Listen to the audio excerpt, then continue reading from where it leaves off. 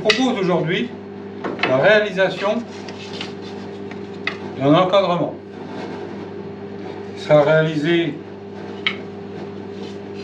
en bois, un bois blanc. Alors je ne sais pas trop ce que c'est comme bois, un bois relativement léger,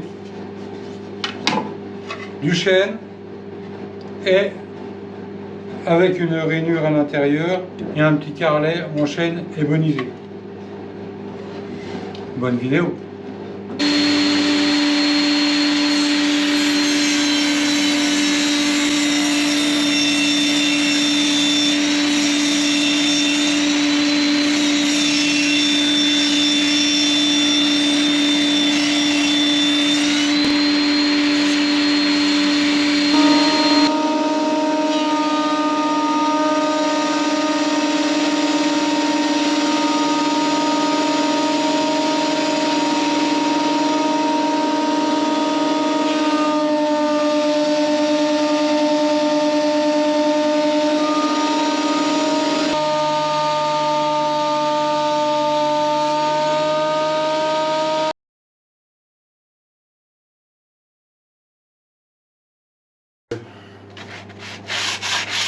Je viens de passer dans la raboteuse pour avoir des carrelets de 5 mm de côté pour pouvoir faire une décoration dans le cadre. Là je les laisse en 5 par 18. Je les recouperai en 5 mm après. Je vais déjà les passer à l'ébonisation. Je rappelle, l'ébonisation, c'est tout simplement faire devenir le chêne noir en lui appliquant une macération de paille de fer dans du vinaigre blanc. Ça fait une réaction chimique et le chêne devient noir. Alors ça ne devient pas noir instantanément, hein, il faut attendre un petit peu, puisque le produit n'est encore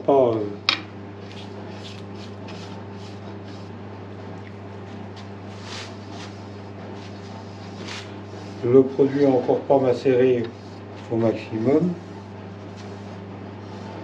Enfin, quoique, on voit déjà que rien que là, rien qu'en passant une couche, on voit déjà que ça teinte. Et le produit, il a 4 ou 5 jours.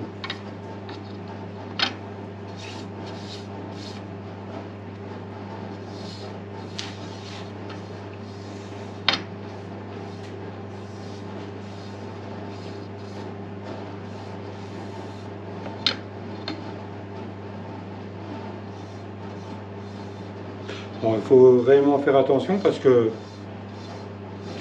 une goutte sur du chêne, ça fait un point noir, hein, ça fait une tache. Hein. D'ailleurs, on le voit, hein, quand ça tombe même sur le carton, rien que déjà là, ça fait déjà des taches. Alors, on va passer sur cette machine pour pouvoir faire une rainure de 5 mm, enfin plusieurs rainures de 5 mm dans ces carrelets. Pour pouvoir insérer le champ plat et pour pouvoir insérer sur le tube la baguette qui est ébonisée.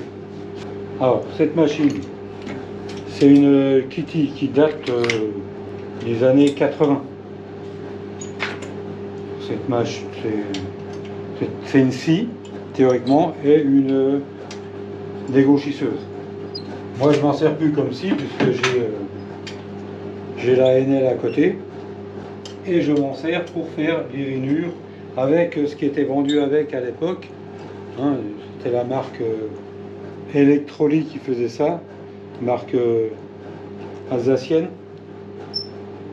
Electroly Kitty, une marque alsacienne donc, mais qui a été rachetée par, il me semble, par un groupe allemand. Ça a dû être racheté par Shepard, il me semble.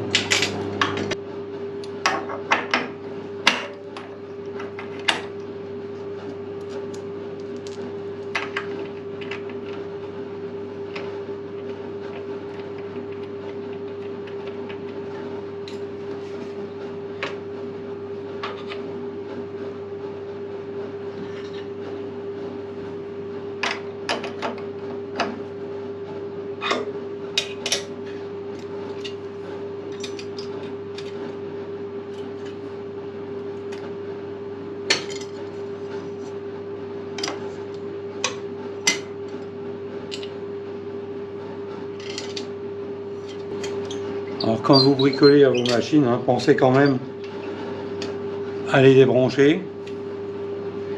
Surtout pas laisser le courant dessus, parce que quand on a les mains avec des outils comme ça,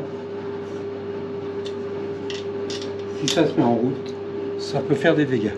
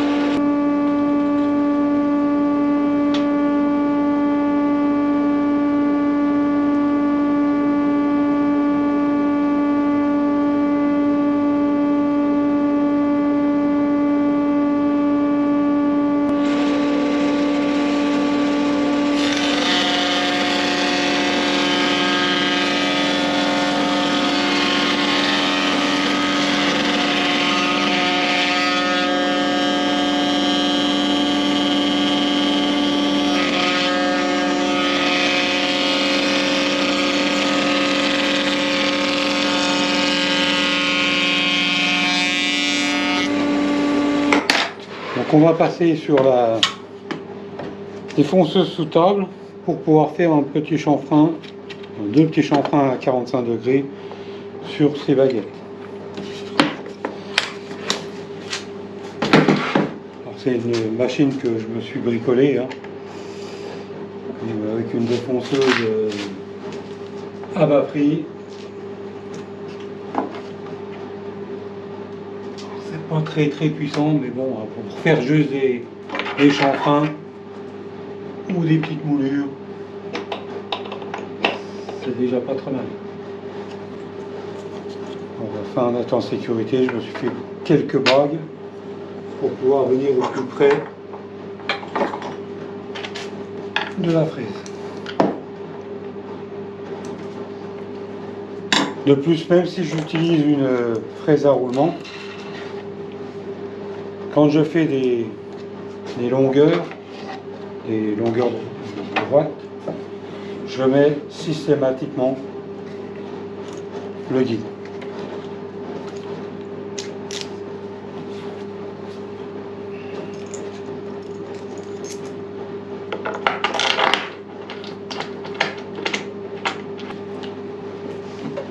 Une des raisons, c'est qu'on peut mettre plus facilement l'aspirateur quand on met le guide.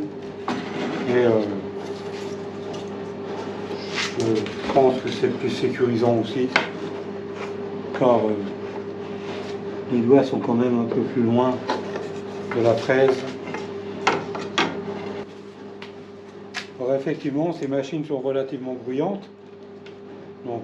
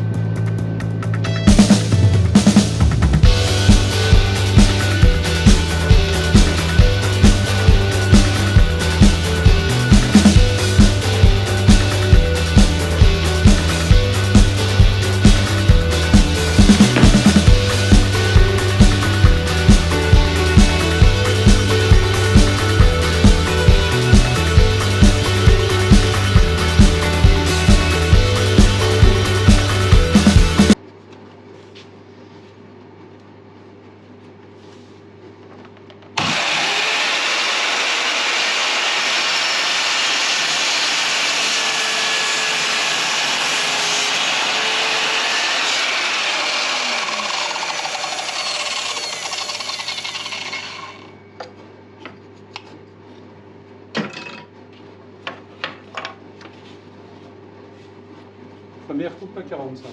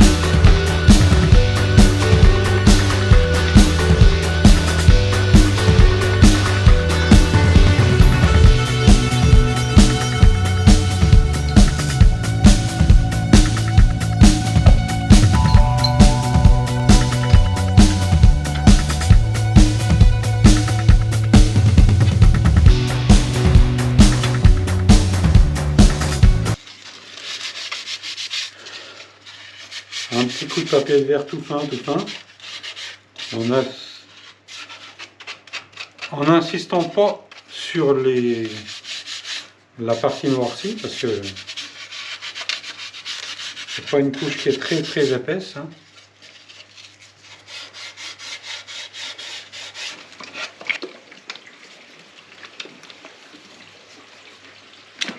Alors comme à mon habitude, j'utilise un vernis incolore satiné que je trouve parfait pour toutes ces combinaisons de bois et la facilité de mise en œuvre. Celui-là il coûte pas bien cher non plus, donc je le mets au pinceau. Hein.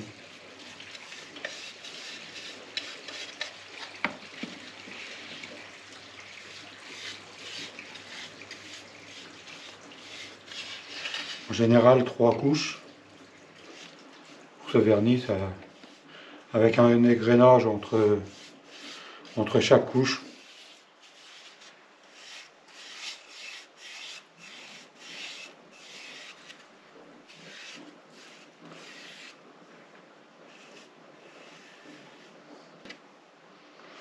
Pour ma part, j'aime pas trop les vernis foncés.